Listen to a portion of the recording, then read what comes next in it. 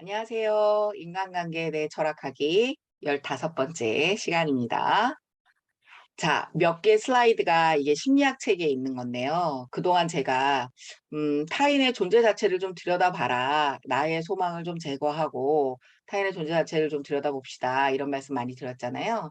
근데 이제 그런 거랑 연결된 얘기가 심리학에서는 이제 이 갈등 해결을 어떻게 건설적으로 할 거냐. 그런 지침, 팁 이런 걸로 좀 정리가 되어 있습니다. 그래서 저는 좀 나의 소망, 상대방에 대한 나의 소망을 거두고 존재 자체를 좀 들여보라 이렇게 원리적으로 하나의 말씀을 드렸는데 심리학에선 이걸 일종의 팁으로 해서 조금 나눠서 얘기를 하고 있는데 원리적으로는 하나예요. 근데 이제 팁도 조금 확인을 해 보시자라는 것이죠.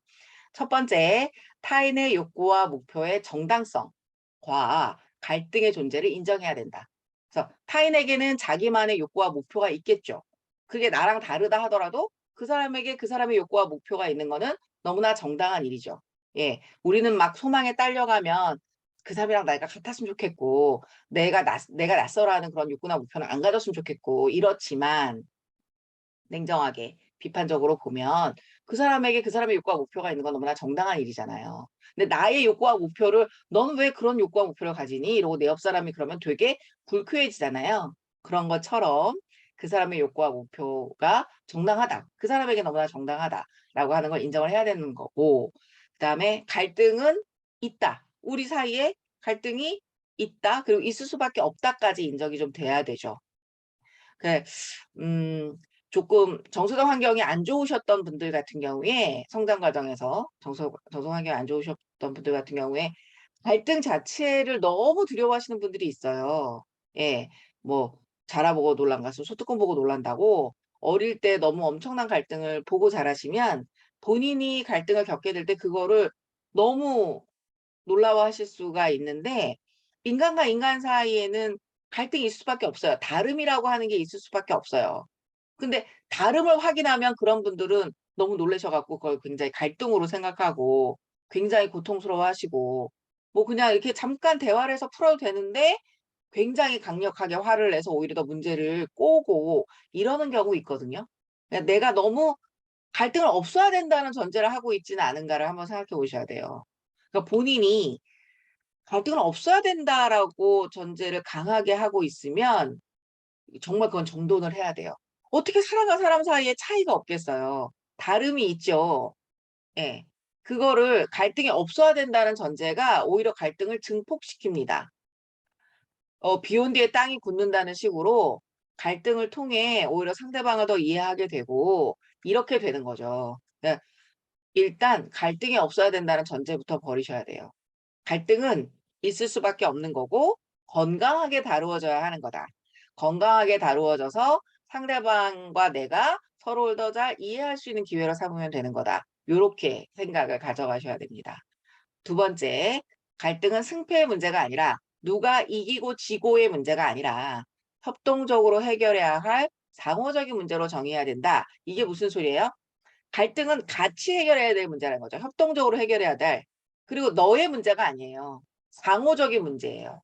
왜냐하면 이 갈등은 나에게는 너가 달라서 생기는 문제고 너에게는 내가 달라서 생기는 문제거든요. 저는 이거를 다름의 상호 대칭성이라고 얘기하는데 내가 누가 나에게 다르게 느껴져서 내가 불편해요. 그럼 거꾸로는 어떻게 써요? 저 사람에겐 내가 다르게 느껴져서 불편하겠죠. 근데 이 갈등을 잘 못 다루시는 분들은 이걸 상호적인 문제로 정의하지 않으세요. 어떻게 정의해요? 너가 문제야. 너의 문제로 정의하죠. 너와 나의 문제로 생각하셔야 되는데 너의 문제로 정의해. 너가 틀린 거고 너가 그러지만 않으면 이럴 일이 없고 이렇게 되면 이건 너의 문제죠. 그런데 기본적으로 갈등은 상호적인 문제란 말이에요. 그쵸? 나에겐 네가 다르고 너에겐 내가 달라서 생기는 문제다.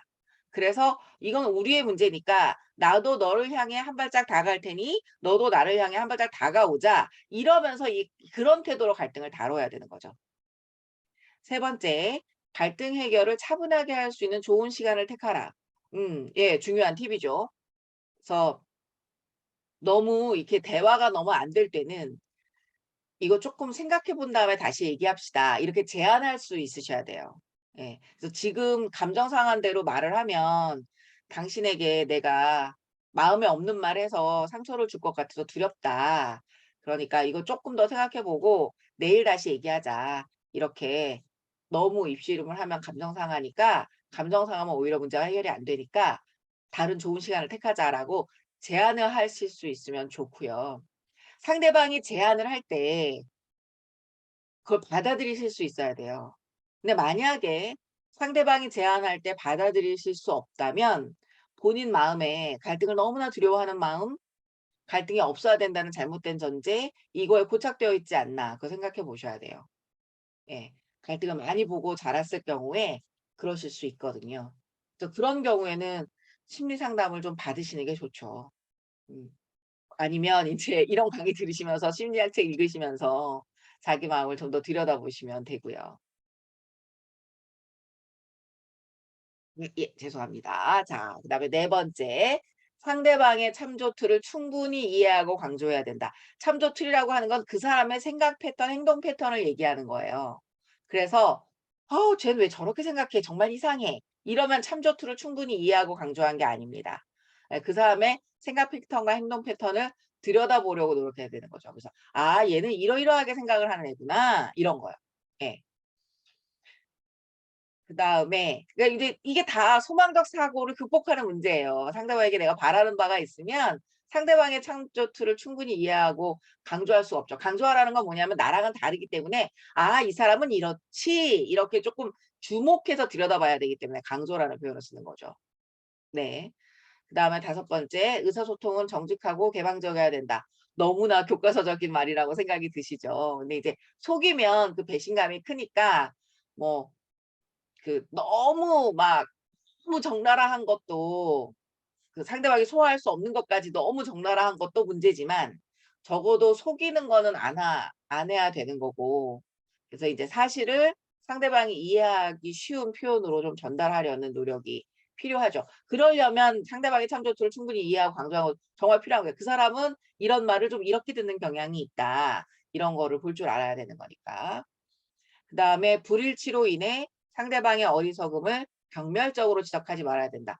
불일치라고 하는 건 너에게 내가 다르고 나에겐 너가 다른 거잖아요. 그럼 나는 상대방이 다름으로 인해 불편하고 상대방은 내가 다름으로 인해 불편한 건데 자기중심적으로 해석을 하면 네가 그렇게 이상해서 네가 그래서 안 되는 거야. 네가 자꾸 그렇게 하니까 일이 이렇게 되는 거잖아. 이러면서 불일치 자체를 상대방의 문제로 바꿔버리는 거죠. 그러면서 이제 상대방의 어리석음, "너가 그래서 안 된다." 이런 식으로 상대방의 어리석음을 경멸적으로 지적하는 그런 태도를 가지기가 쉽죠. 소망적 사고에 안주하면. 네. 그리고 서로 동등한 입장에서 갈등에 접근해야 된다. "네가 나에게 맞춰야 되는 문제다 이거는." 이러면 동등한 입장이 아닌 거죠. 예. 우리가 서로 맞춰야 되는 거다. 사실은 그래서 원리적으로 보면 앞에 이 상호적인 문제로 정의하라는 거랑 동등한 입장에서 갈등에 접근해야 된다는 거 이게 다 연결되는데 이제 좀 강조를 했다고 각각으로 팁을 얘기하면서 강조를 했다고 이해를 하시면 될 것 같아요. 그리고 불일치의 정확한 본질을 알아야 된다. 이 우리가 지금 어디서 어떻게 엇갈리고 있는가를 좀 잘 정확히 봐야 되는데 그냥 갈등하는 것만 싫어 갖고 막 계속 화만 내고 있으면 인제 건설적으로 해결이 안 되겠지요. 그래서 "지금 그럼 우리가 어디서 어떻게 엇갈리고 있는 거지?" 이런 표현을 하시면서 상대방과 그 불일치의 지점들을 확인하시는 대화가 필요합니다. 아홉 번째, 입장을 수정할 수 있는 융통성과 자발성을 가지고 소통해라. 그러니까 "너가 나에게 맞춰." 이러면 입장을 수정할 수 있는 융통성, 자발성은 없는 거잖아요. 그쵸? 그래서 "나도 너를 향해 최대한 갈 거고 너도 날 향해 최대한 오자." 이런 융통성. 그리고 "기꺼이 가겠다." 예. "갈등을 줄이기 위해서 내가 너에게 기꺼이 다가가겠다."라고 하는 자발성 이런 걸 가지고 소통을 해야 된다. "네가 얼마나 오는가 보자." 이런 태도가 아니고 그쵸? 그다음에 10 번 차이점보다는 유사점을 강조해야 된다. 예. 왜 그래요? 우리는 관계가 지속될수록 차이점에 더 주목하거든요. 처음에 낯선 사람으로 만났을 때는 저 사람이랑 내가 통할 거라고 기대를 안 하잖아요. 그러니까 통하는 걸 보면 "어머 통하네요." 이러고 유사점에 주목합니다. 그런데 관계가 오래됐으니까 뭐 우리가 통하니까 이런 친구가 됐고 우리가 통하니까 이렇게 부부가 됐고 이렇게 생각하니까 뭐 연인이다 배우자다 이러면 잘못된 전제를 합니다. 왜? 모든 면에서 통해야 된다라는 잘못된 전제를 합니다. 근데 사람이 어떻게 모든 면에서 통합니까? 그쵸? 예. 모든 면에서 통해야 되는 잘못된 전제를 하면 그다음부터는 뭐가 보여요? 차이점이 보이죠. 왜? 유사점은 당연한 거니까.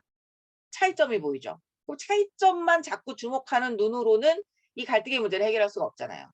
그래서 모든 인간이 모든 면에서 통하는 관계는 없고, 그죠? 모든 인간관계에서 모든 면에서 통하는 관계는 없고, 어느 부분은 불일치할 수밖에 없고, 그런데 우리가 불일치로 인한 고통이 큰가, 유사점으로 인한 공감이 더 많은가, 그리고 이 불일치가 도저히 조정될 수 없는 불일치냐, 상대방과 내가 꼭 같아져야만 되는 건 아니잖아요. 그래서 그 차이를 인정할 수 있는 차이냐, 인정하고 수용하기는 너무 어려운 차이냐, 이런 거는 좀 잘 들여다봐야 되는데, 일단 우리의 눈이 관계가 어느 정도 되면 유사점은 당연하다고 생각하고 차이점만 보고 괴로워하기 때문에, 오히려 이런 경우에 헤어지고 나면 '아유 사실은 그래도 걔랑 나랑 이런 부분엔 잘 통했는데.' 이런 유사점이 그때서 드러날 수 있거든요. 이렇게 맨날 이렇게 인식이 뒷북치고 "미네르바의 올빼미는 황홀이 되어서야 한다."라는 해겔의 말이 이런 거랑 연결되는데요. 인식이 나중에 온단 말이에요, 뒷북치고.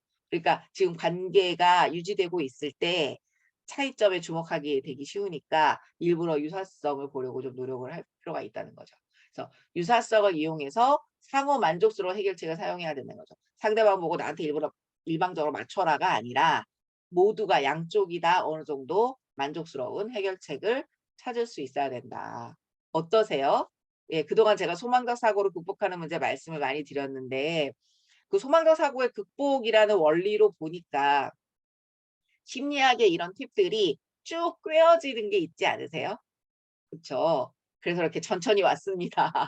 원리적인 거를 이렇게 습관화하시는 거는 쉬운 일이 아니기 때문에, 자, 우리는 타인이 원하는 대로 해 주기보다는 내가 하는 방식 그대로를 그 사람이 좋아해 주기를 바라게 됩니다. 그래서 내가 상대방이 내가 하는 걸 좋아해 주지 않으면 미운 마음이 들어요. '아유 그냥 뭐 좀 먹지.' 막 이런 식으로 어 미운 마음이 듭니다. 어쩔 수 없어요. 그런데 이제 거꾸로는 어떻게 돼요? 예? 누가 나에게 뭘 해줄 때 나한테 맞춰서 해 줬으면 좋겠잖아요. 자기가 하기 쉬운 대로 해 놓고 내가 좋아하길 바라면 또 화나잖아요. 그쵸? 나에게 세심하게 배려해서 해 줬으면 좋겠지. 자기가 하기 쉬운 대로 해 놓고는 나보고 좋아하라고 그러면 그것도 또 화나잖아요. 예. 계속 이중 논리의 문제예요.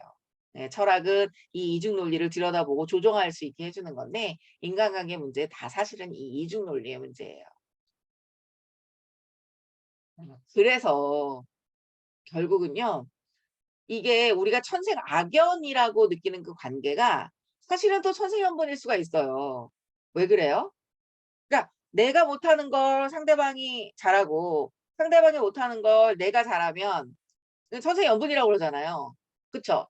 근데 그거는 서로의 부족함을 기쁘게 채우면 천생연분인데 '아 왜 그게 안 되는 거야?' 이러면 그게 천생악연이거든요. 그쵸?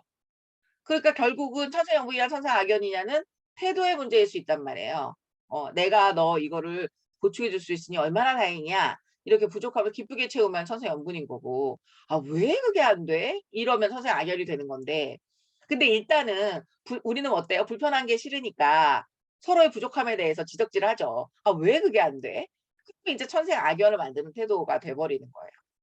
네.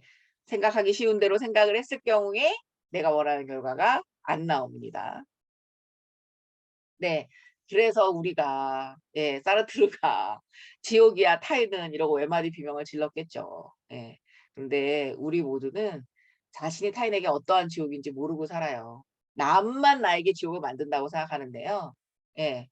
우리 모두 사실은 서로가 서로에게 지옥을 만들고 살아요.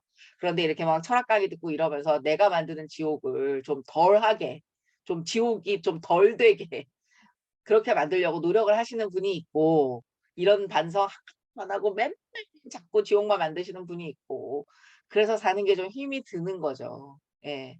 근데 사실은 나도 그 사람에게 나도 모르게 지옥을 만들고 있다라는 팩트를 좀 인식하실 필요가 있어요. 이 팩트를 인식해야 남이 나에게 만드는 지옥을 내가 좀 용서할 수 있거든요. 음. 저 사람만 나에게 지옥을 만드는 게 아니라 나도 지옥을 만들고 있기 때문에 의도하지 않게 지옥을 만들죠. 의도하지 않게. 나는 아무 생각 없이 한 말인데 상대방은 기분 나쁠 수 있고. 그런 식으로 의도하지 않게 지옥이 만들어지거든요. 그래서 철학 강의는 그걸 좀 돌아봅시다. 내가 나도 모르게 지옥을 만드는 그런 측면을 좀 조절합시다. 이런 측면에서 필요한 거죠. 저는 인제 그런 방향에서 강의를 하려고 노력을 합니다. 네. 유튜브는 이게 시간 압박 때문에 나와야 되는 말도 잘 안 나오고 좀 그렇습니다. 네. 그래도 뭐 큰 문제는 없겠죠? 네. 감사합니다. 다음 시간에 뵐게요.